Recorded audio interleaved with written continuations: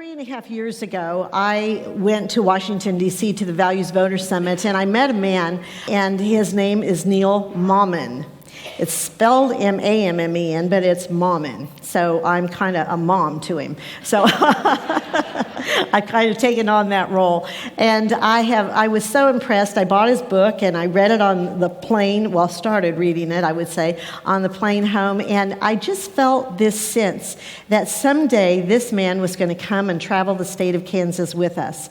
And sure enough, we brought him in for the September Capitol Pastors Briefing, and we met with the governor, and that morning of 9/11, actually, when we had a prayer service at the Capitol that day. And we talked about it, and we just sensed, in fact, Neil really kind of felt like he was awakened in the middle of the night, and I'm going to have him share that with you. But Neil Mammen is a man of God, first of all. I just want you to know that. But he is an apologist, he is an engineer, he is a physicist, and he's an author, and he's an international speaker, and he likes Kansas. And we love him. So please welcome Neil Mammen.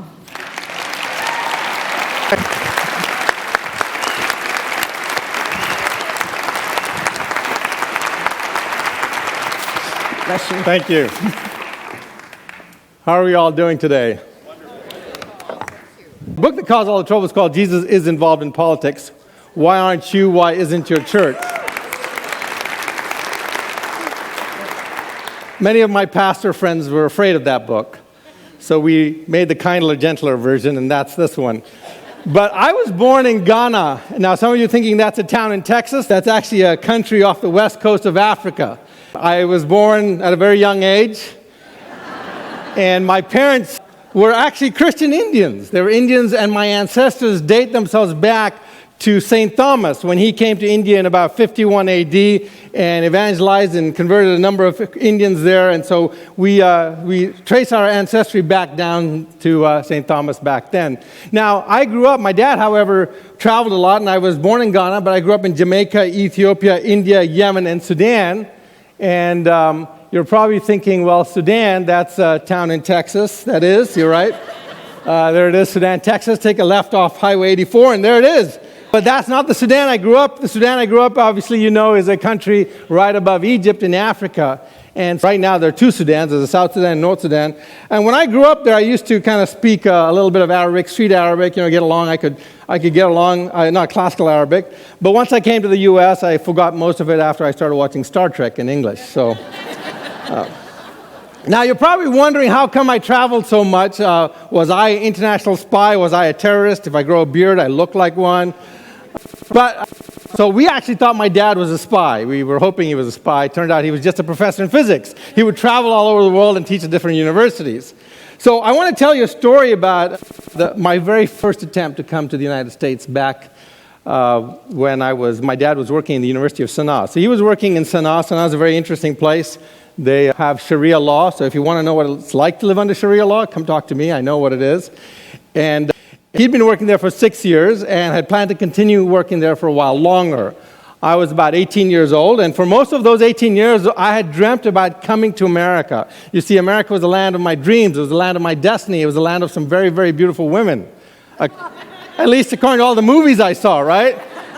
And I said, hey, I got to go out there. And, I got here, and I found out I was right, and I found the most beautiful American woman, and I convinced her to marry me. So there she is. No, those aren't our kids. Those are her bridesmaids. Now, professors' pay in Yemen, unfortunately, is not sufficient to pay out-of-state tuition. But we did find a college that we could afford, that my dad could afford if he dipped into his savings. But it was conditional that he continue to work for the government of Yemen as a professor in the university. And we saw no reason why this wouldn't be the case until about 2 months before I was supposed to leave for the U.S. I had everything lined up. I had the visa, I had my admissions and everything. And he came in that afternoon, I remember very clearly, he came in and sat us all down, and he said that his contract with the University of Yemen had been terminated. And we found out later that the reason he had been fired was because a colleague or a co-professor of his had committed suicide, and when the police went into his office, into his bedroom, they found a Bible with my father's name in it on the nightstand. You see, my father's friend said, look, we can save your life, but we can't save your job. And the reason is,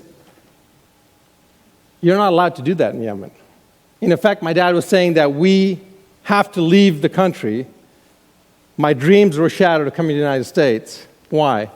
Because it is illegal to give someone who's not a Christian a Bible in Yemen. You see, in Islamic countries, you don't have any unalienable rights. You certainly don't have the right to talk to others about your religion or politics, for that matter. You don't have the right to give a Muslim a Bible, especially under some Sharia laws. But where do these rights come from? In Yemen, the government grants you your rights. The right to talk to others about your religion is not one of the rights that they grant you. But lest you think that would never happen in America, let me give you a few examples here. In Philadelphia, this young lady, a 70-year-old great-grandmother, was arrested for ethnic intimidation, for daring to stand on the side of a sidewalk during a gay parade and preach the gospel. They faced $90,000 in fines and 47 years in prison. In Arizona, a pastor was sentenced to jail for 10 days and 3 years of probation because a judge forbade their church bells to ring, to chime, except for 2 minutes on Sundays. Now, it's important to remember that their church bells were lower in volume than an ice cream truck, which is allowed to chime any time during the day in Phoenix. And then, of course, not to be outdone, the neighboring town of Gilbert, Arizona, decided to ban and outlaw Bible studies.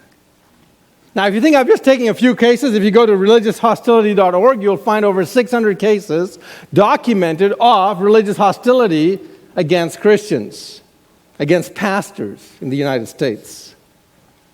Okay? But what rights are we talking about? Do rights come from government? Do our rights come from government? This is not a rhetorical question. No, our rights do not come from government. What would happen if some of our rights came from government? They could take them away, right? If rights came from government, then government could legally, ethically, morally, and justly take away those same rights. And it happens all over the world, all over in other governments, in other countries, in other nations. Rights are given by government, and then taken away. So rights can't come from government, okay? I see that. Can I give myself rights? Can I go around saying, I am emperor? No, I can't, right? I don't have the authority to make you bow down to me. I don't have the authority to tell you to do anything because I don't have the authority over you. So it can't come from myself. Well, can it come from the masses? Can we all sit here and vote to give people rights? Now, some people like to think that. In fact, many people who disagree with us, more of a different bent, would say, well, no, right comes from the masses. They come from a social contract. They come from elections. The masses vote. Well, here's the problem with that. If you go before the 1800s, you'll notice that no society thought slavery was wrong. Every single society thought slavery was okay as long as they weren't the slaves. Right. But we know slavery was wrong even before the 1800s when everybody would have voted to keep slavery legal. Or the masses would. And therefore, what was really happening was the slaves always had rights, but these rights were constantly being violated. It wasn't until the majority of the state recognized those pre-existing rights that justice was restored. So rights don't come from the masses. So let me ask you this. Where do rights come from? All right, so actually let's see what the Declaration of Independence says. The Declaration of Independence says what? It says, we hold these truths to be self-evident that all men are created equal. They are endowed by their masses, by themselves, by their government, by their creator with certain unalienable rights. And amongst these are life, liberty, and the pursuit of happiness. See, rights can only come from an authority. And the only person that has the authority to tell me to treat you just as equal as myself is somebody who has authority over both of us. So the only authority that can tell nations, that can tell governments, that can tell people that they should treat everybody equal is the creator of all mankind. And if you think this is a great idea, and you think, wow, Thomas Jefferson, who wrote that Declaration, man, he was a sharp man. And he was a sharp man. But this wasn't his idea. You see, for 200 years before that, in sermons all across the United States and England and many other nations, pastors were preaching from the pulpit that rights come from God. In fact, you can go back as far as the Magna Carta when they said, rights don't come from the king. Rights do not come from the king, and the king always thought he had the right to give you rights. So rights come from the Creator. Okay, now here's the problem though. If a Creator equals rights, what happens if you have no Creator? You have no rights. If you have no Creator, you have no rights, and the only rights you can get is those that you can scramble, kill, or destroy, or impose on others yourself through force. You can't separate the Creator from rights. You can't separate rights from the Creator, so therefore, without that, you get oppression and tyranny. You've got to have the Creator in the equation, otherwise you end up with oppression. Only a mean-spirited, hard-hearted person would want to remove the Creator out of the equation and assign rights to the masses to give as they will in their whims. Okay. So rights come from the Creator. So why do I need a government? What then is the purpose of government? Well, let's go back to the Declaration of Independence. What does it say? Declaration of Independence is what? That the purpose of government is what? To secure these rights. Governments are what? Institute amongst men. So governments aren't there to give you rights. They're to what? To protect the rights that you already have. In fact, governments are supposed to do little else but to protect you from the rights you already have, because governments are not very good at doing many other things.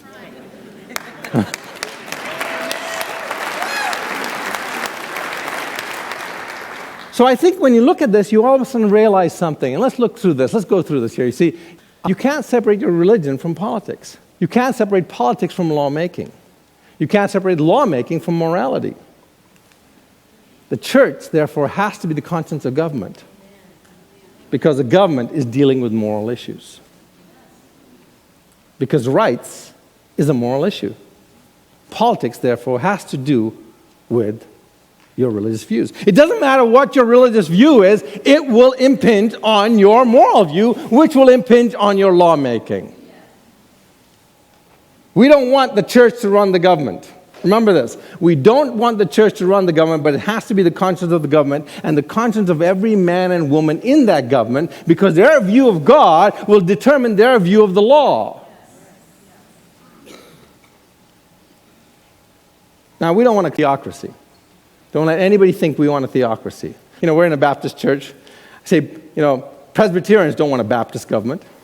Assembly of God people don't want a Baptist government. Catholics don't want a Baptist government. For crying out loud, Baptists don't want a Baptist government. Right? We don't want a Baptist government. We want a moral government. We don't want a church government. We want a moral government. But given that all morals are tied to your religious values, your religious view, who better to instruct the world on moral issues than pastors? Who better to make up the laws or to help guide the laws than guys who are in tune with the supreme lawmaker? Then who better to guide the nation and the conscience of the moral law than people who worship the Creator and believe that His laws are good for the people? And we'll talk about that shortly.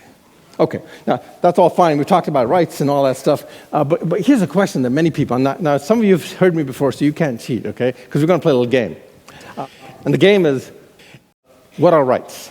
Now we all know what, we know rights are, the right of freedom of speech, freedom of assembly, freedom to move around the country. That's also a Southwest commercial, but that's okay. These are rights, but that just tells. That's just a description. That's just what that's an example of rights. But what is a right? How can I tell what a right isn't? I mean, is healthcare a right? See, this is it. But the other side says healthcare is a right. Everybody deserves a right to good food and a good health care. In fact, FDR wanted everybody to have the right to a good vacation, a good job, child care. Some people want the right to child care. Education, is that all right? So these are the questions that people have. So we're going to play a little game. And I'm going to flash something on the screen, and you have to tell me if it's a right or something else. Okay, now I got to warn you here. There are trick questions. Trick questions throughout this, so watch carefully. What is this? Is this the right? Yes. Yeah. It's a trick question. It's a trick question because that's not a right, that's a gun.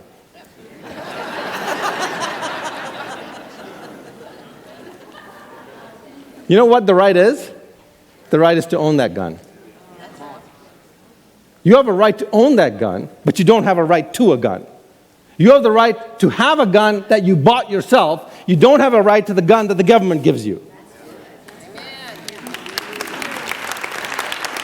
See the difference? Okay. So, what about this? Freedom of speech, is that right?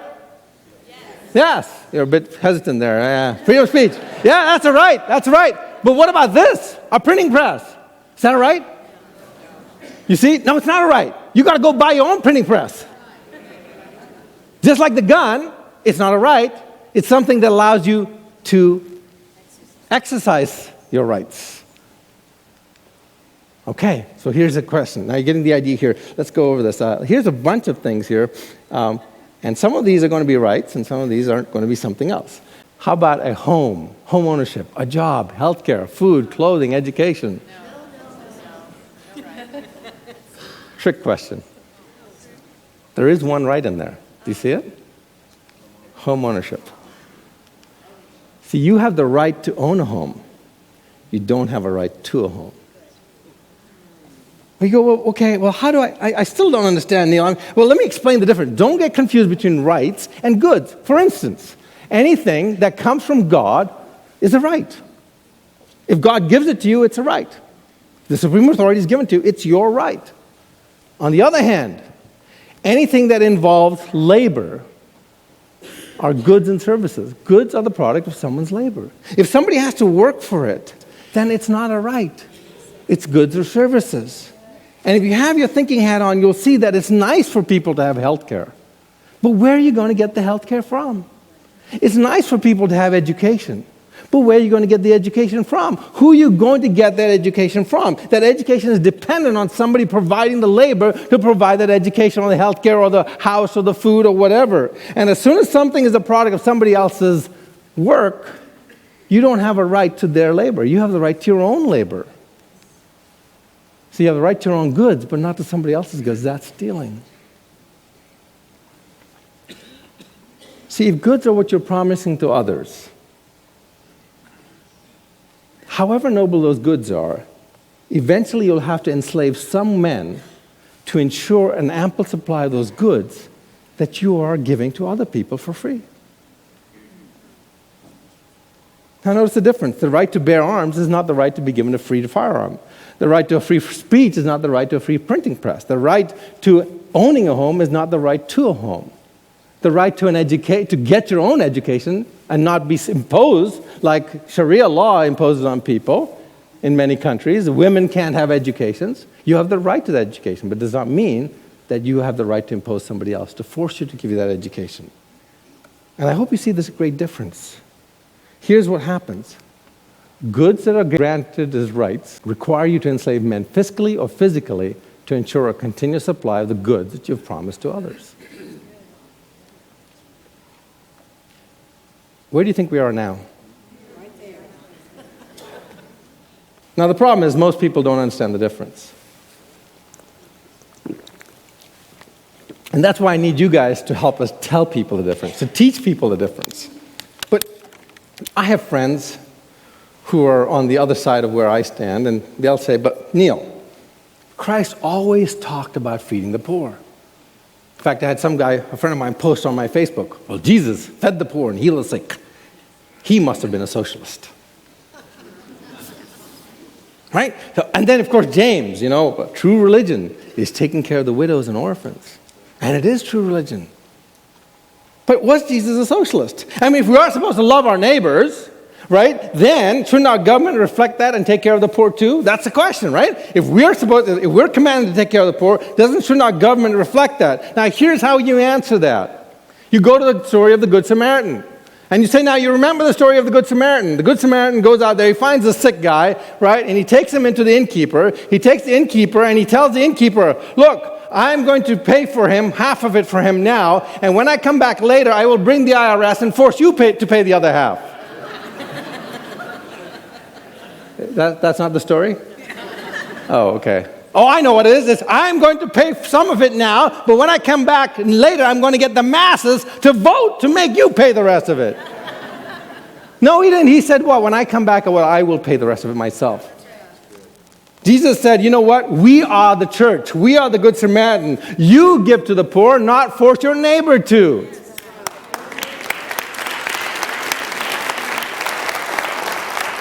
Jesus said, you take the shirt off your back, never take the shirt of somebody else's back. Outside we have some protesters. God bless them. We sent them some food.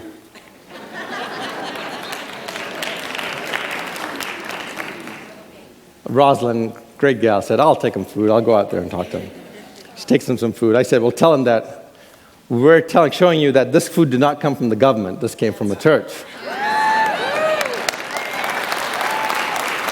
The protesters say that Jesus would expand Medicare. No, Jesus would tell the church to expand Medicare by paying it themselves. Amen? See, Jesus was saying it's not the state's church to take care of the poor. It is our job, the church's job. When you have the state take care of the poor, guess what? They allocate goods as rights, and they violate the rights of people. True rights. They allocate the real rights that came from God. And from the Good Samaritan story, we see that it is the Christians who have done this. For the last 2,000 years, it's Christians who have gone out and taken care of the poor. Florence Nightingale, for instance, she pioneered nursing, believing that God had called her to take care of the sick.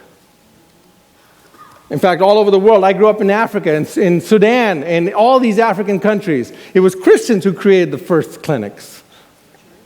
We're the ones who've been doing that, and we have been doing a good job of it. Now, some people might say, you know what, well, just that's fine, Neil, that's fine. In fact, I was on a radio show a few years ago. Gal calls up. It was a liberal radio show. The host kind of was liberal, and so the first few hours I was getting a lot of liberal calls. It was a lot of fun. I enjoyed myself. You can wonder that. But anyway, so I'm sitting there getting all these calls and defending all this thing, and this lady calls up. She goes, oh, so you want the church to take care of the poor? Well, you're crazy. I mean, I went to my hospital last week, and they had the latest equipment, MRI, X-ray machines, all this greatest stuff. You're trying to tell me your church can do that? I said, ma'am, I have just one question. She goes, what? I said, what is the name of your hospital? Long silence. The host starts chuckling. And I said, ma'am, what is the name of your hospital? And long silence again. And finally she says, St. Jude's, but that's not important. I said, ma'am, we have the most advanced technology all over the world. In fact, Christian hospitals, most of those Christian hospitals were originally founded by churches, and many churches are still on the board, and they still drive the funding and many of those things, and they drive the moral outlook of many of those hospitals. Many of them they've left. But the point is that the reason healthcare is expensive is because the government got involved. And as Ronald Reagan said, if you want to make sand expensive, have the government give it away for free. And if a Christian organization is not doing well with your money, if they're not responsible with your money, you can stop giving. I heard of a few people who tried to stop doing that with the government. You know where they are now, so we won't even talk about that. But what's interesting about this is Christian organizations actually help for the whole person. They care for people. They want people to recover and grow independent. Why? Because their job is to get people out of the dependency, right? But did you know that studies have shown that for every year a child is on government welfare, they are mentally retarded by a certain percentage? This is not the case if they've been taken care of by a church. You see, it's unloving for us not to work towards taking back the role of the church, which is to take care of the poor. It's unloving, it's unkind of the church to have stepped out of this role. We have stepped out of it because we've been brainwashed to step out of it and get handed over to the government. More than that, the government is often 3 to 5 times less efficient than the church. We can take care of 2 to 5 times as many people with the same amount of money in many cases. It's actually unloving to let the government continue to be in the business of charity when you could help 2 to 5 times the same number of people with the same amount of money. But, lest anyone think I'm saying that tomorrow the government should get out of the welfare business, I am not saying that. People will be dying in the streets, and we can't let that happen. We can't get there overnight. The church must take back its leadership and resume its proper role gradually and slowly, and that's what I'm calling the church to do.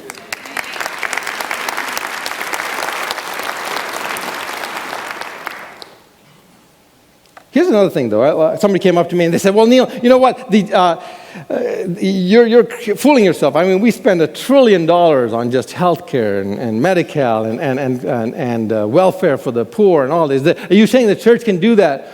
Well, there's no way. I mean, even if the church was 5 times more efficient, there's no way they could do that. Well, we spend about $1.2 trillion on care for the poor in America. That's our the yearly budget for that, approximately. If we are really getting 5 times more efficiency, so we could do that for about the same amount of thing for about $250 to $300 billion in the church.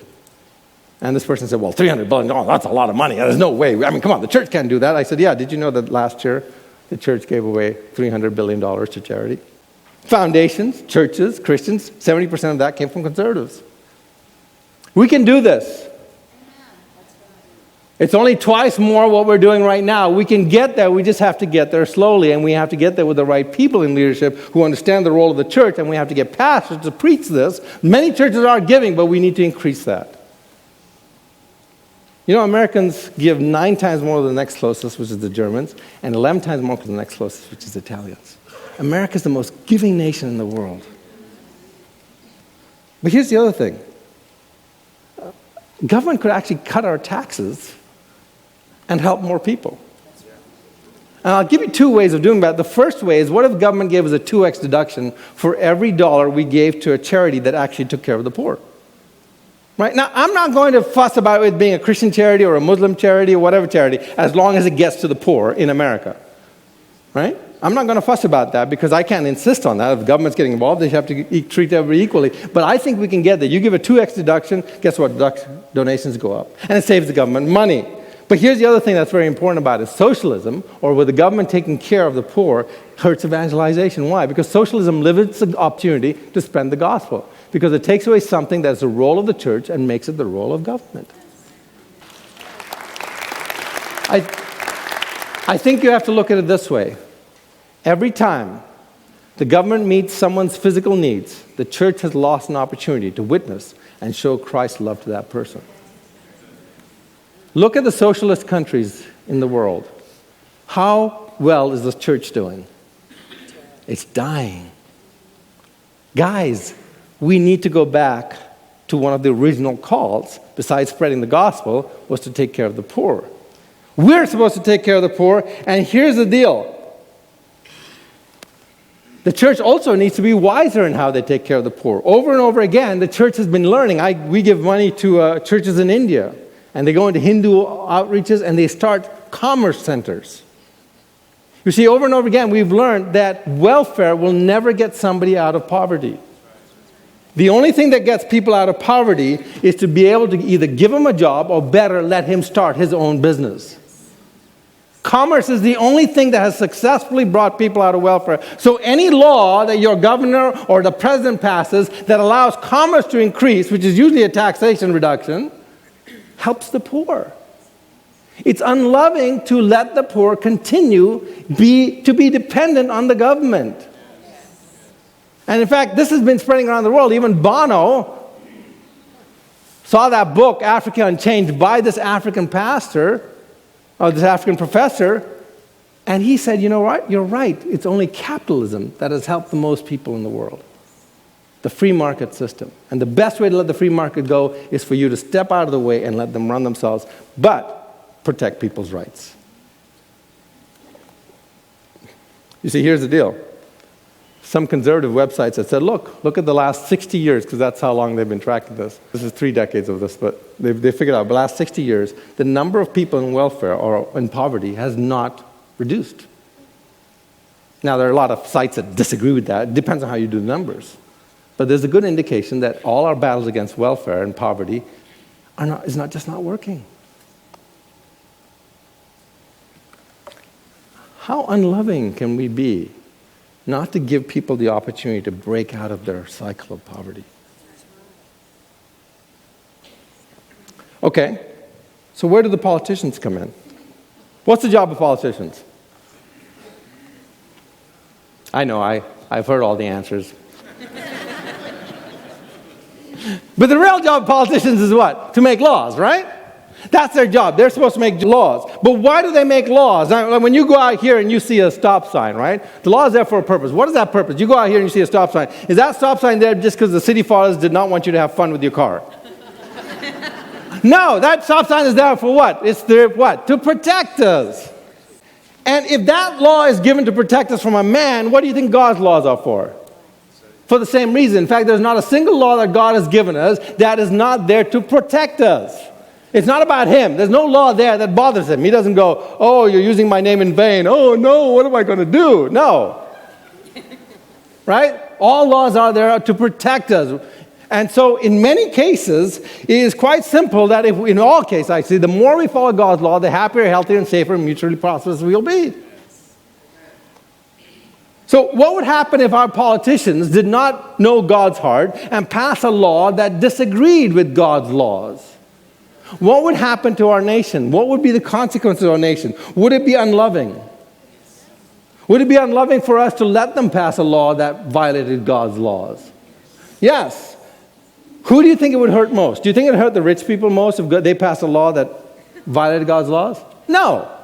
Right? It probably wouldn't hurt the middle class that much either. It would go straight to the bottom line and hurt the people right at the bottom. So I want to look at one set of laws that we violated.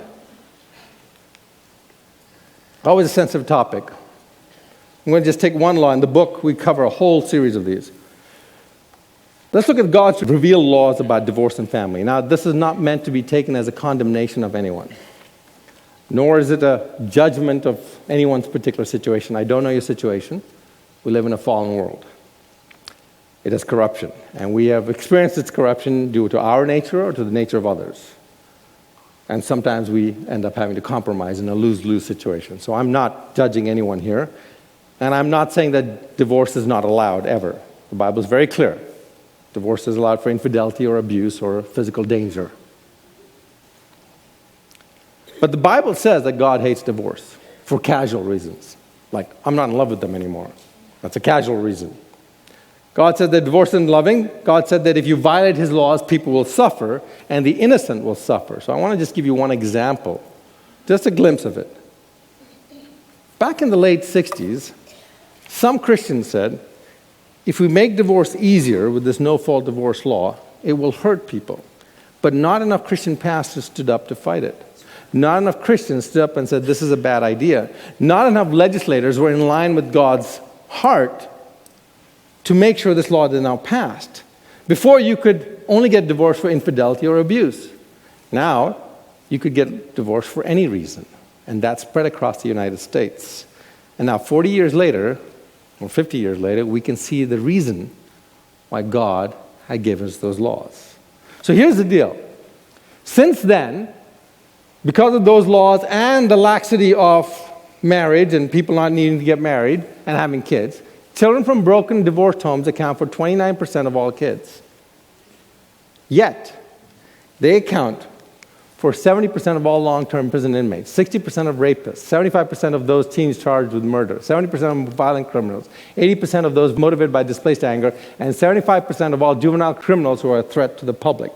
And they are 40 times more likely to experience child abuse. If you come from a broken home, you are 3 times more likely to fail in school, 3 times more likely to require psychiatric treatment, 3 times more likely to commit suicide, 2 times more likely to end up in jail, and 2 times more likely to end up as a juvenile delinquent, and 2 times more likely to end up as a pregnant teen. If you were born in poverty and you live in a divorced or cohabitated or never married house, you have a much greater chance of being in poverty. Look at that chance. 31%, 39%, 67%.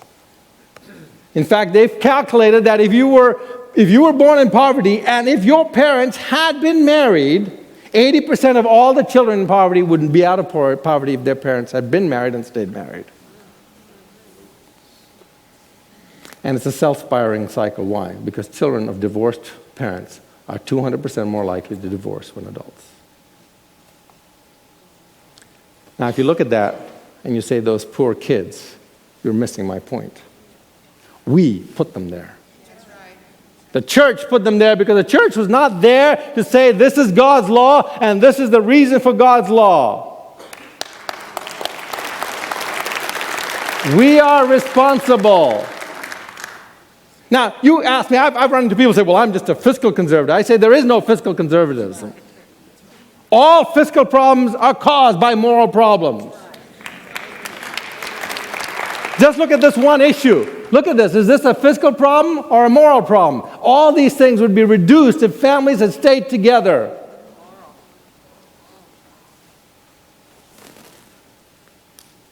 What is the church's task? What is our role? Dietrich Bonhoeffer, the pastor who fought against Hitler, said, the church's task is not simply to bind the wounds of the victim beneath the wheel, but also to what? To break the wheel itself. We are responsible to break the cycle of poverty amongst these people. We are responsible to take our laws. You know, what I say, what is all politics about? All politics is about making laws. All laws are based on moral values. Why are laws made? They're made to protect us. If a bad law is made, it can destroy and decimate society, and it has. I say, you know, saying that you're a fiscal conservative is like sending an accountant to solve the problems of malaria in Africa. Yeah, you might get cheaper drugs. You may be able to get cheaper plane tickets for the doctors to fly over there. But the problem is the mosquitoes.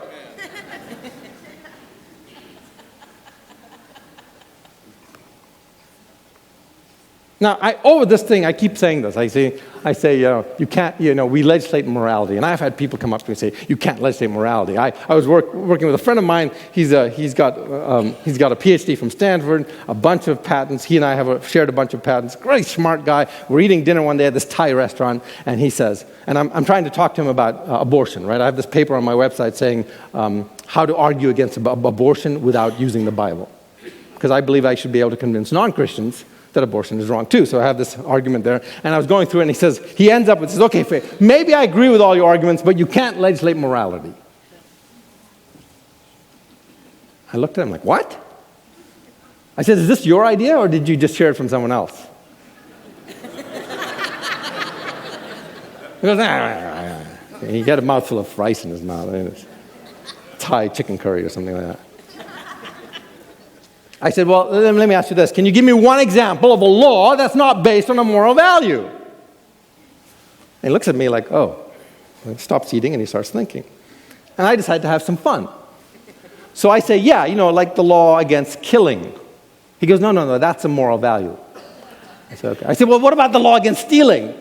He goes, no, that's a moral value too. And I said, what? He says, you're not helping.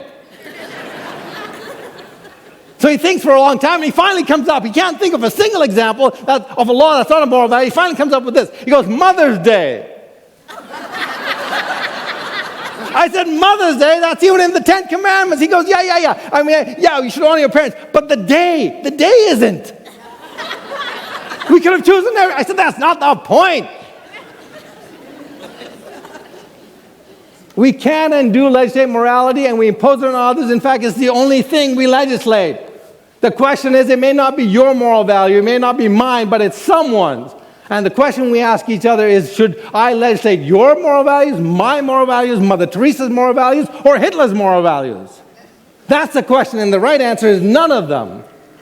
We legislate what the Declaration of Independence says, and that is the laws of nature and nature's God. Amen? Amen.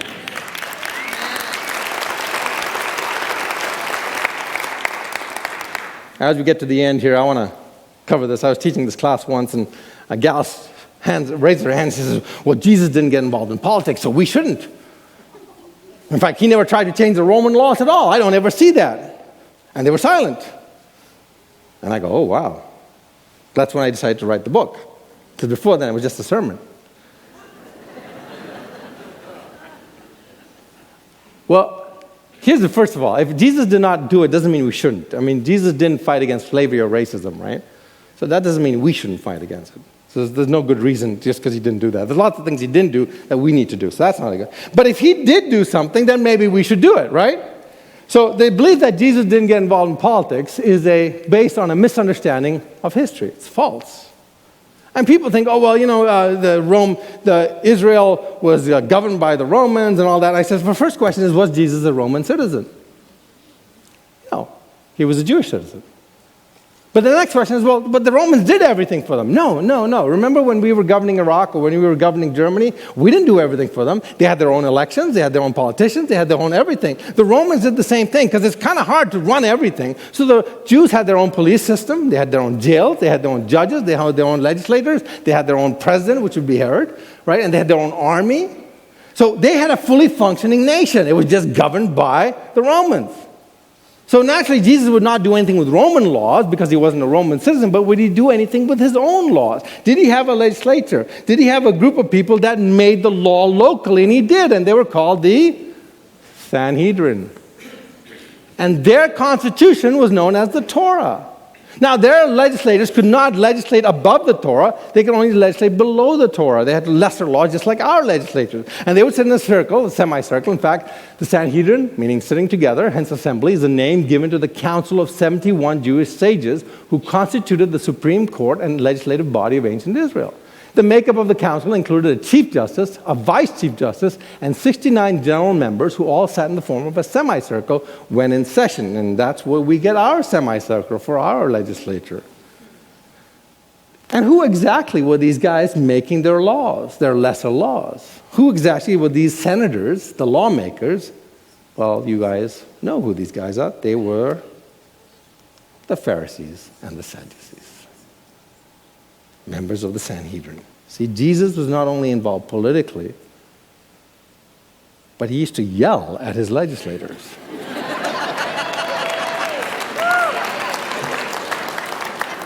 He would call them very nice names. Respected gentleman who is a pit of vipers and a foul, dying, rotting grave inside. You, Senator, that's you I'm talking to. You hypocrites! See, Jesus was telling them that their laws were stupid. He said, you've taken the original intent. Remember he said the Sabbath was made for man, not man made for the Sabbath? But you've gone and twisted it and you made the Sabbath, we changed the law around, right? He said, go back to the original intent. Jesus was what we call a strict constructionist. Go back to the original intent of the law. And then somebody says, well, no, but Jesus was just talking about things about religion with them. No, he says, look, you've forgotten the matter of justice, mercy, and faithfulness. Justice to what? Justice, that's a law issue. Mercy, that's a law about judgment. And what about faithfulness? Faithfulness to what? To God? No. Faithfulness to the law, to the original intent of the law. Jesus was involved in politics on a daily basis. In fact, the very first call that we hear. In fact, you can't even preach the gospel without quoting what he said to Senator Nicodemus. For God so loved the world that he gave his only begotten Son, that whoever believes in him shall not perish but have eternal life. He was witnessing to the senators. I think we should do that, more of that. What do you think? Now, but people say, I've had Christians say this. They come, well, Neil, every time Christians have gotten involved in politics, it's backfired and it hasn't worked, and people turn against the church, and they turn against, and they call us names. I said, well, maybe you should tell that to William Wilberforce. William Wilberforce spent 40 years in the British Parliament fighting against slavery. What if William Wilberforce had said, you know what, it's not my job to do this, I'll let just God do it. That's fine. I had people come up and say, you know what, we should just preach the gospel and that's enough. To which I say, you know what, the gospel was preached every day for 400 years in two of the greatest nations in the world that had the greatest evil against mankind, and that was slavery. For 400 years, 200 to 400 years, every day the gospel was preached, and slavery still continued. It wasn't until somebody said, we have to change the law, that slavery stopped. Until a Christian said, we have to change the law, the slavery stopped. You can preach the gospel, but until you change the law, nothing happens, folks. The gospel is the catalyst for us to change the law. Look at the rest of the history of change in the country. The entire civil rights movement was brought about by Christians, not only African-American pastors, but also white pastors. You know, the only reason it's against the law to kidnap your wife and compel her to marry you is because a Christian in northern Scandinavian areas went to the king and said, hey, you know, this is a bad idea.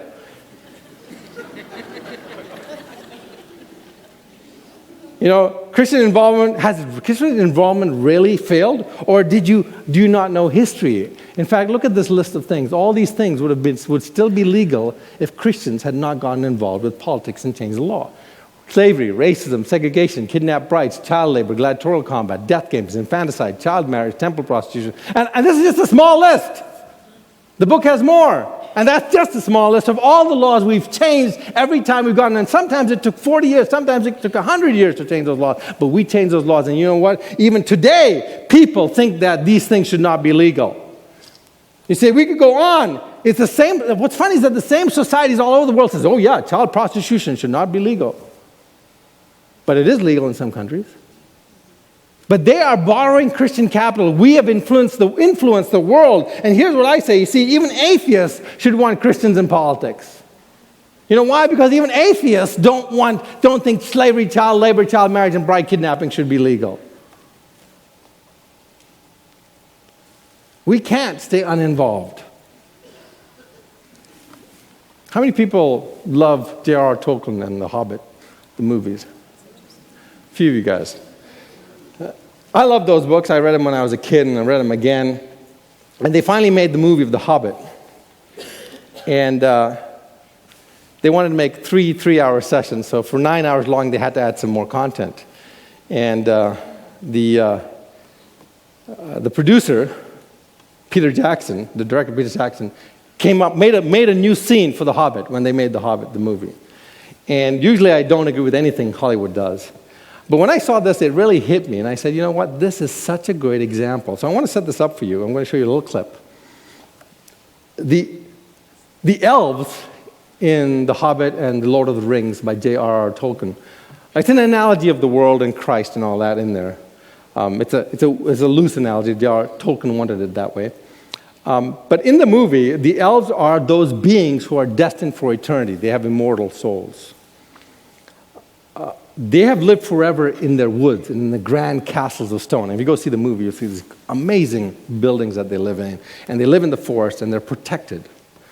But one day the orcs, that's the evil beings, the demons, if you will, show up outside their woods, outside the forest, and they start doing battle with the dwarves and the hobbits. These are the small people, the little people.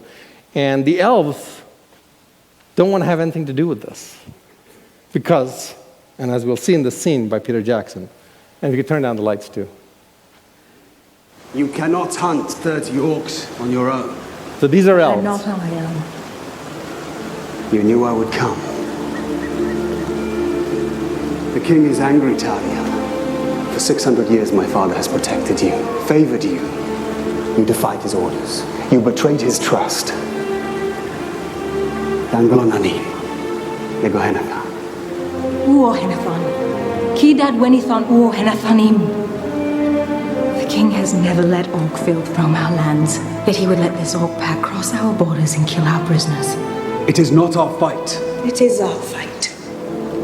It will not end here. With every victory, this evil will grow.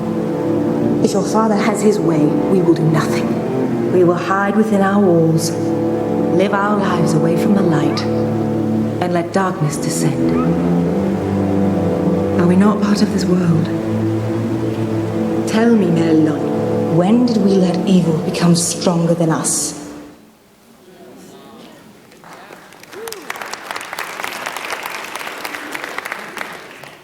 When did we let evil become stronger than us? The evil is not those who disagree with us. It's not the people on the other side. The evil is ignorance, and the spiritual darkness. Let me encourage you as I close. You see, there is hope in this battle. Turns out there are over 60 million evangelical Christians of voting age in America. And that's not even counting our Catholic brothers and sisters. 60 million. Yet, in most elections where we lose to the side that disagrees with God's laws by 3 million votes, sometimes 9, sometimes 8. In most elections, when we lose those elections, only 20 million vote. That means 40 million Christians are not voting. We can win this battle. We can win this battle without having to convince a single non-Christian, a single atheist, a single person who doesn't agree with us that they need to vote according to God's laws. We just need to come to the table. We need to bring the person in the pew next to you to the voting booth and vote God's heart. I wrote the book, 40 Days Towards a More Godly Nation, to enable to do that. Can I suggest that you use that book to start a small group to teach these principles? You see, it took me 12 long years to earn the right to become a U.S. citizen. I lived, and as an engineer, I traveled all over the world for my day job. I'm still an engineer. But let me tell you this, in all the countries I've visited, China, Taiwan, India, and all the countries I've lived in, this is the greatest nation on earth.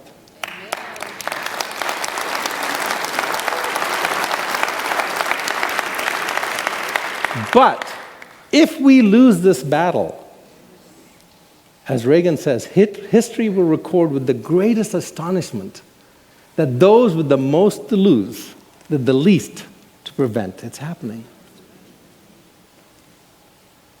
In Oregon last year, a baker was forced to close shop because he felt it was against the laws of nature and nature's God to bake a cake for a same-sex marriage couple. And he even offered them another bakery who would be happy to do it. He was sued and is now in a lot of trouble. He had to close his shop. In some incidents, U.S. chaplains in the Army have not been allowed to pray in Jesus' name. Christian organizations like the American Family Association have been targeted and told that they were terrorist groups by the Army. You see, I fear as this continues, one day in the near future, like my father told me so many years ago, I may have to say to my son, son, we have to leave this country because I gave a Bible to a non-Christian. Why? Because it's illegal to give someone who is not a Christian a Bible in the United States of America. Is that day coming? But just remember this. I escaped to come here. But if we lose freedom here, there is no place to run to. This is the last stand on earth. Thank you.